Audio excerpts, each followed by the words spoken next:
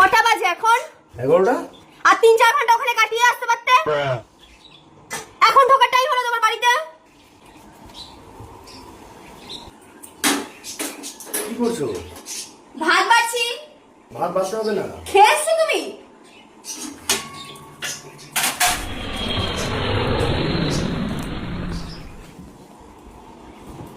আমি খাইনি।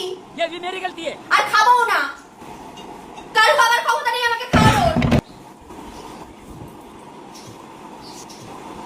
আবার হাইও তুলছো। এখন তোমার ঘুমও পেয়ে গেল। এখন তুমি ঘুমাবে। আমি যে খাইনি তার কোনো পরোয়াই নেই। তুমি খেয়ে দিয়ে এসছো বাইরে থেকে।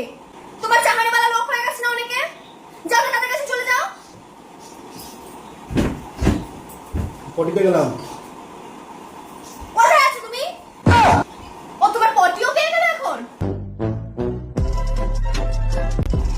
তুমি পটিতে আছো? মানে আমি খাইনি তার কোনো দেখার দরকার নেই তোমার। মানে আমার কি হলো না হলো কিছু দেখার দরকার নেই, তুমি পটিতে চলে যাচ্ছ। হাত পা না ধুয়ে বিছানায় উঠলে কি করো তুমি? তোমাকে কতদিন বলেছি হাত পাটা ধুয়ে তারপর বিছানায় উঠবে। সবসময় তো বলতে হয় কেন তোমাকে?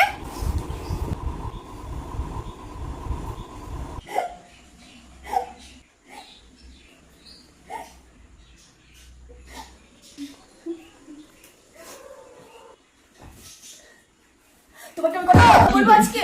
কটা কথা বলি সেটা হচ্ছে বিয়ের পর তো কই কি সুন্দর আমার সাথে এক থালায় বসে আমরা দুজন মিলে ভাত খেতাম। আর আজকে তুমি এখন খেয়ে দিয়ে আসলে বাইরে থেকে, তোমার আমার প্রতি কোনো মায়া লাগলো না?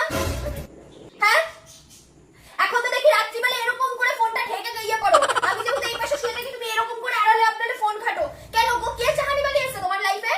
मरहम की कसम मरहम न मिला मरहम की जगह मर हम गए। আমার কোনো দামই নেই তোমার কাছে। তারপরে তুমি আমাকে বলবা যে আমি গন্ডগোল করি তোমার সাথে। তুমি শুয়েও পড়লে।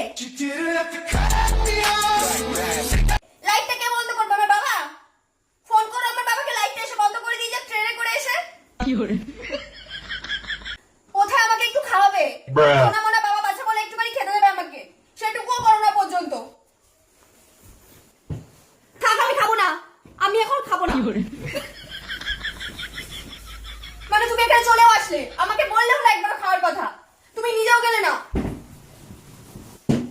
থাক, আমি খাবো না।